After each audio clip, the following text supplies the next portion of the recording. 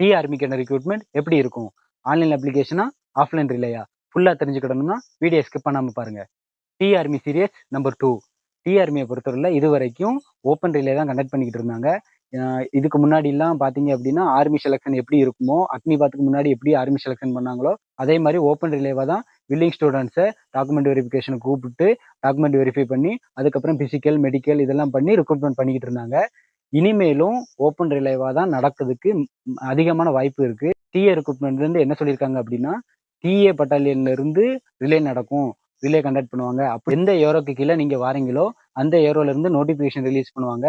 அது மூலமா எந்த இடத்துல ரிலே நடக்கும் அப்படின்னு சொல்லி இன்ஃபார்ம் பண்ணுவாங்க. நீங்க அதுக்கப்புறமா ஓப்பன் ரிலே அட்டன் பண்ணி பிசிக்கல் மெடிக்கல் எல்லாம் கண்டக்ட் பண்ணி அதுக்கப்புறம் உங்களை ரெக்ரூட் பண்ணுவாங்க.